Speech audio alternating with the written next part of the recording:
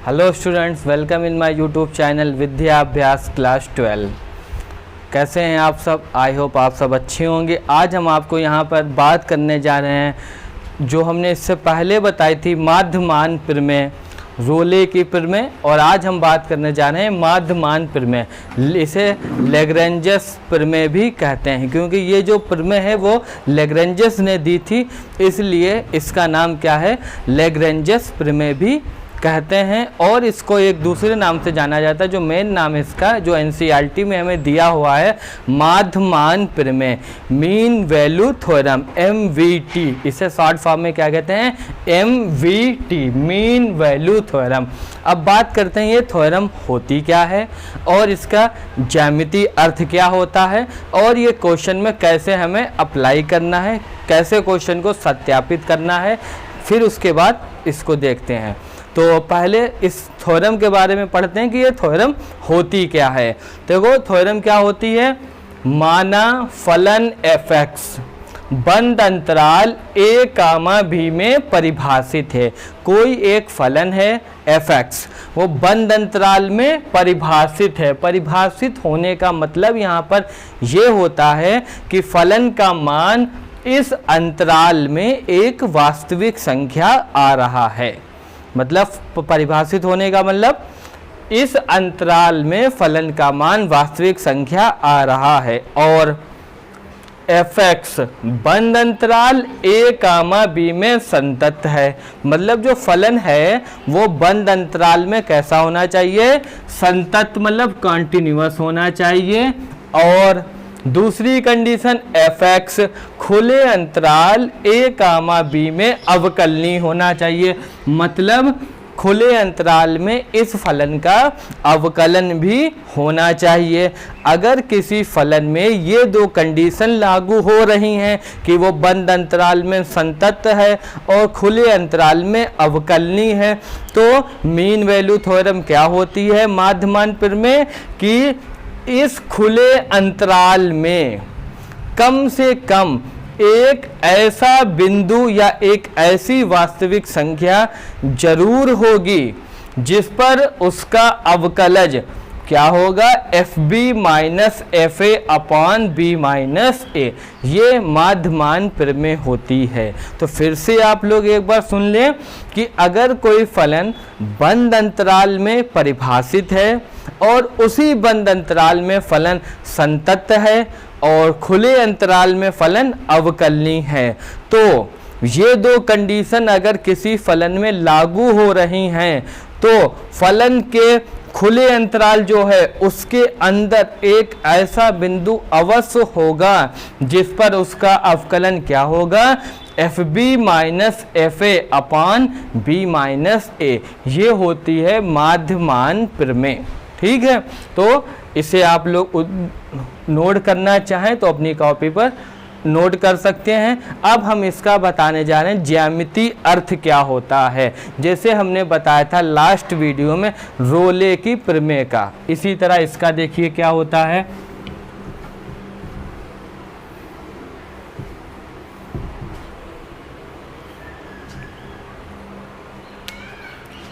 ज्यामितीय अर्थ,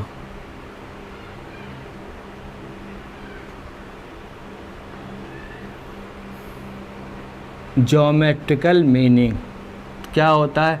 एक यहाँ पर हमने मान लिया फलन, ये हो गया y अक्ष, ये होता है x मूल बिंदु y। ठीक है, ये हमने मान लिया एक फलन है। इस फलन का नाम क्या है, y बराबर fx। ये क्या है, y बराबर fx है। इस बिंदु को हमने मान लिया ये है x बराबर a। क्या है, x बराबर a। और इस साइड एक बिंदु को हमने मान लिया, ये हमारा बिंदु क्या है, ये है x बराबर b।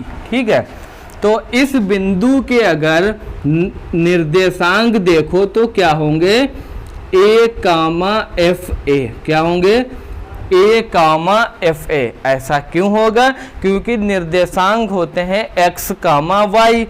x की वैल्यू है a और y की वैल्यू है fx, और x की जगह जब a रखेंगे तो वो क्या बन जाएगा fa। इसी तरह बिंदु B ये अगर मान ले तो इसके निर्देशांक होंगे b, fb। क्या होंगे? b, fb। ये हो गया। अब इस फलन को देखो, ये फलन जो है वो एक संतत फलन है। क्यों है?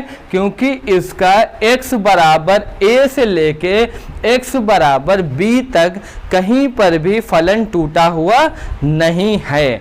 तो इसका मतलब ये हुआ कि ये फलन कैसा है? संतत फलन है। पहली कंडीशन हमारी लागू हो गई शर्त। दूसरी शर्त क्या होती है कि फलन अवकलनीय होना चाहिए। ये फलन यहाँ पर अवकलनीय भी है।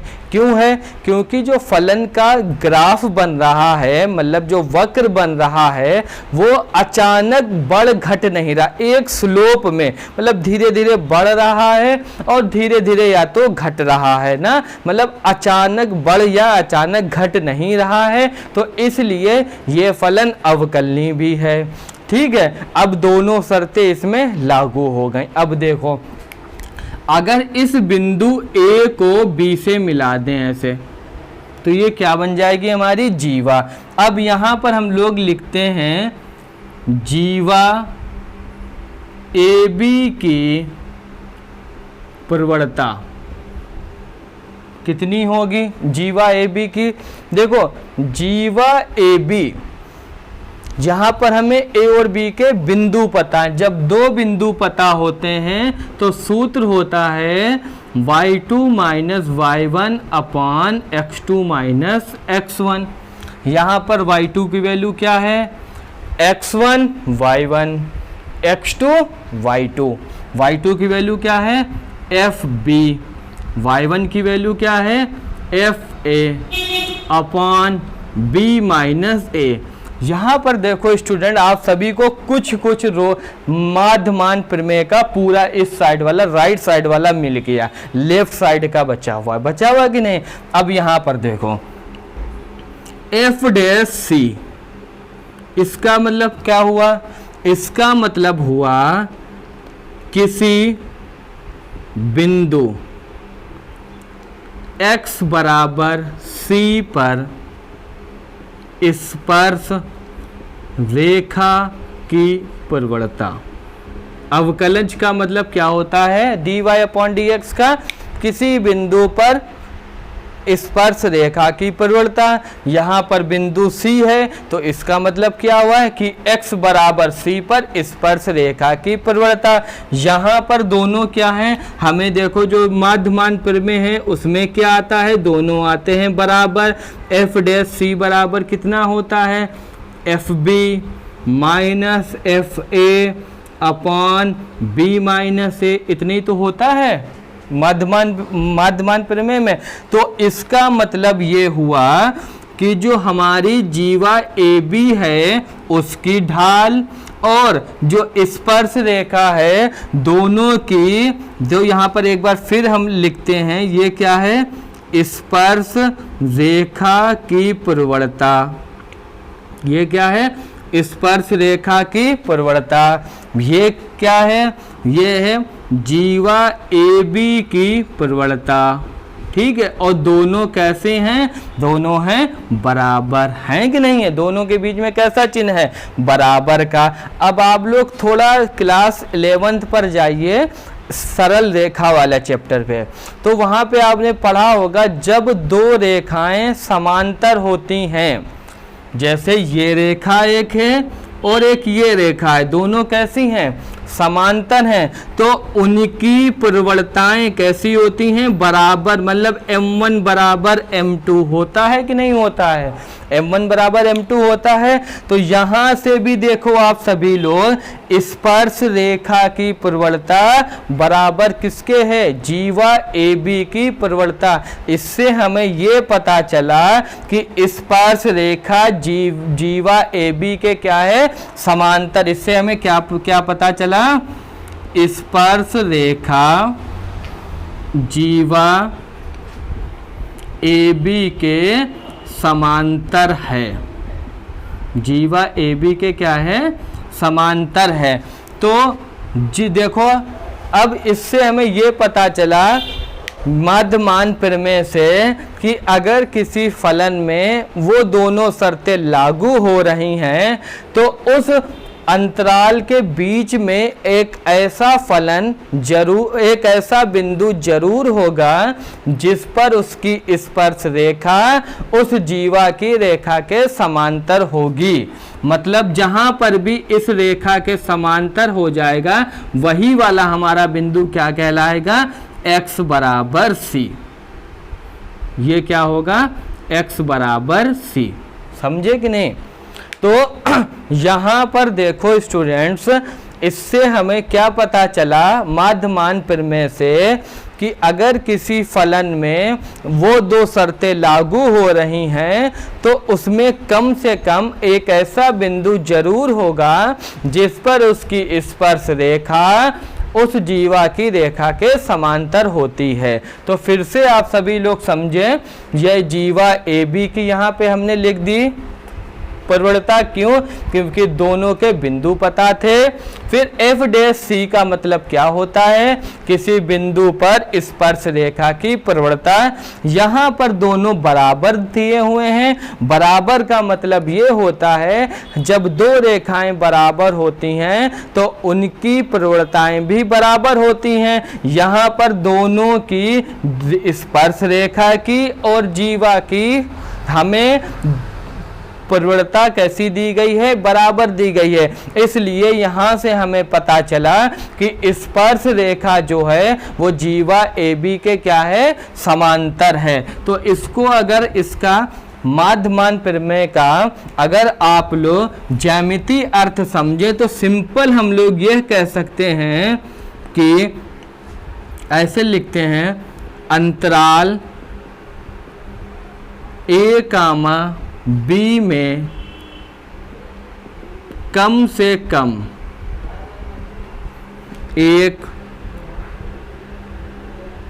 ऐसे बिंदु का अस्तित्व अवश्य होगा जिस पर खींची गई स्पर्श रेखा जीवा के समांतर होगी। ये हमारा मध्यमान प्रमेय का ज्यामितीय अर्थ हुआ। सिंपल भाषा में, शब्दों में हम लोग कह सकते हैं कि अगर कोई आपसे पूछे कि मध्यमान प्रमेय का ज्यामितीय अर्थ क्या होता, तो आप कह देना अगर किसी फलन में वो दो शर्तें लागू हो रही हैं संतत और अवकलनीय वाली, तो उस अंतराल के बीच में एक ऐसा बिंदु अवश्य होगा जिस पर उसकी स्पर्श रेखा जीवा के समांतर होगी। ठीक है, ये होती है मध्यमान प्रमेय। अब हम बात करते हैं कि मध्यमान प्रमेय कहाँ कहाँ पर सत्यापित नहीं होगी। यहाँ पर केवल ज्यामिति से बताएंगे और फिर उसके बाद इसके क्वेश्चन देखते हैं।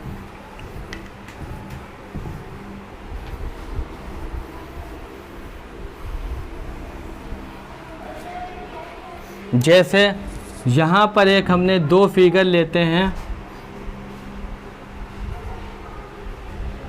पहला फिगर ये है, ये x है मूल बिंदु, ये y,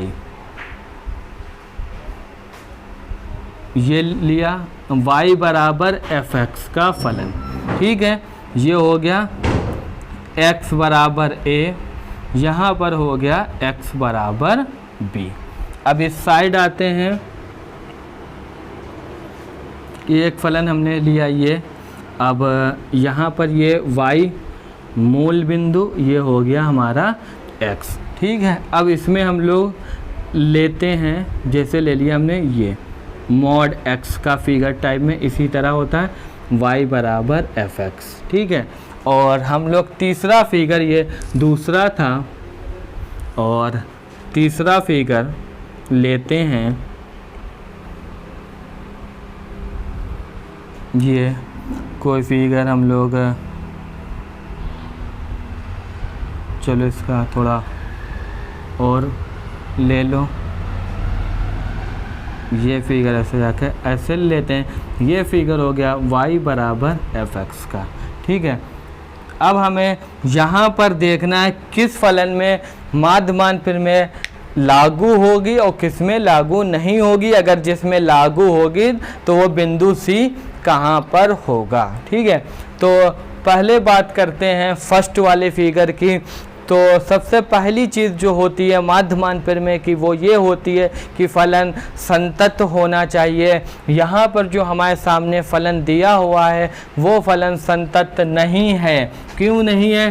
क्योंकि इसका फिगर x बराबर c पर भंग है। भंग मतलब ब्रेक है, और संतत का मतलब होता है कि फलन के वक्र का फिगर कहीं पर भी जो आलेख बनता है वो कहीं पर भी टूटा हुआ नहीं होना चाहिए। लेकिन ये जो फलन है वो यहाँ पर टूटा हुआ है, इसलिए ये फलन कैसा है? संतत नहीं है। तो इसमें माध्यमान की प्रमेय लागू नहीं होगी। अगले क्वेश्चन की ओर आते हैं। ये जो फिगर है इसमें अगर हम लोग देखते हैं यहाँ पर तो ये फलन कहीं पर भी टूटा हुआ नहीं है, तो ये फलन संतत है। लेकिन बात आती है अवकलनी दूसरी वाली शर्त। ये फलन का अगर यहाँ पर अवकलनीयता चेक करी जाए तो यहाँ पर जो ये फलन है वो अवकलनीय नहीं है। यहाँ पर जो फलन है वो अवकलनीय नहीं है, क्योंकि फलन अचानक आके ऊपर बढ़ा। जब अचानक आके फलन ऊपर बढ़ेगा तो समझ जाना उस वाले बिंदु पर फलन अवकलनीय नहीं होगा। यही अगर काम स्लोप में हो रहा होता, मतलब एक ढाल टाइप में, तो ये फलन अवकलनीय हो जाता। लेकिन ये फलन अचानक नीचे आया, अचानक से ऊपर जा रहा है, तो इसलिए ये फलन यहाँ पर अवकलनीय नहीं है। जब ये अवकलनीय नहीं है तो इसमें माध्यमान की दूसरी शर्त लागू नहीं होती है, तो ये प्रमेय भी इसमें सत्यापित नहीं होगी। अब आते हैं अगले इस वाले में। इस वाले में कहाँ कहाँ पर होगी अप्लाई? देखो, तो यहाँ पर पहले हम बात करें इसकी। अगर x बराबर a से लेके यहाँ पर हमने ले लिया x बराबर b, ठीक है। तो यहाँ पर अगर ये केवल अंतराल लें तो इस अंतराल में आप सभी लोग देखो फलन कैसा है? संतत है, क्योंकि फलन कहीं पर भी टूटा हुआ नहीं है। फलन अवकलनीय भी है, क्योंकि कहीं पर भी अचानक घट या बढ़ नहीं रहा है। अब अगर हम लोग इसको इस तरीके से जीवा को मिला दें, ये हमने मिला दी। अब माध्यमान प्रमेय में होता क्या है? माध्यमान प्रमेय में ये होता है कि फलन के वक्र की स्पर्श रेखा जो होती है वो जीवा के समांतर होती है। अब इसके समांतर हम लोग एक रेखा खींचेंगे, इसके समांतर एक ऐसी स्पर्श रेखा खींचेंगे, ये हो गई स्पर्श रेखा हमारी, ठीक है, जो इसके क्या है? समांतर है। और जिस बिंदु पर ये टच करेगी वही हमारा होता है x बराबर c। समझे? तो यहाँ से हमें क्या पता चला स्टूडेंट्स कि अगर फलन के वक्र की जो जीवा है उसके समांतर रेखा खींच देंगे, जो बिंदु पर टच करेगा स्पर्श बिंदु वही हमारा क्या होगा? x बराबर c होगा। ये होती है माध्यमान प्रमेय। हम इतना ही आज, अब अगले वीडियो में अब इसके क्वेश्चन बताते हैं। Thank you.